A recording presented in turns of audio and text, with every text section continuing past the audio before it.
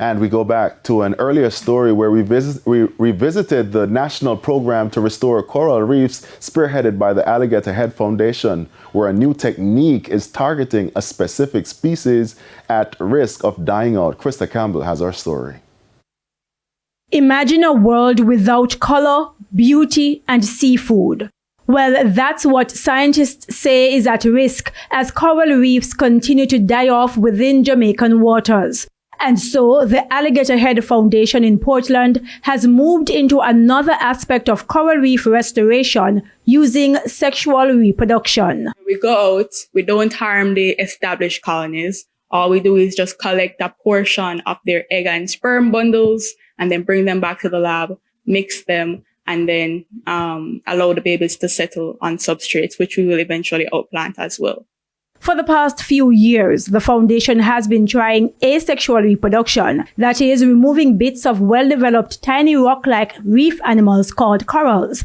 The coral fragments are then cut into smaller pieces, about a square centimeter long, and put in a nursery with similar aquatic conditions to what they were exposed to on the reefs, minus stressors such as algae, which causes disease. Under the sexual reproduction method, the young corals are kept in the lab for about a year before being outplanted back into the sea. But scientific officer at the Alligator Head Foundation, Bethany Dean, warns that they grow much slower and are not able to build up the reefs faster than they are being destroyed. Because of the state of our reefs now, especially in Jamaica where we have such high algal cover, it's very difficult for corals to settle on our current reefs. So corals won't settle really on any algal dominated areas. So we're seeing less and less coral recruitment, which would come from sexual reproduction. And so what we're doing is we're actually helping out, we're jump starting the initial process so that we can put them back out as sexual recruits.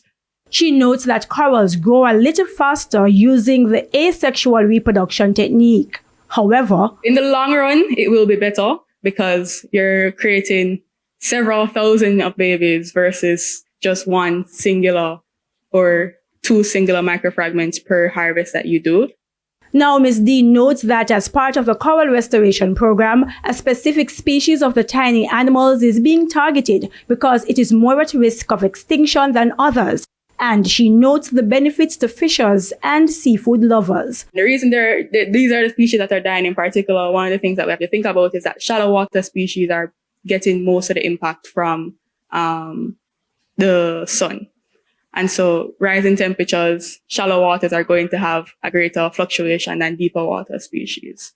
And so if we have elimination of the shallow water species, most of our fishermen fish on reef species, the shallower water species.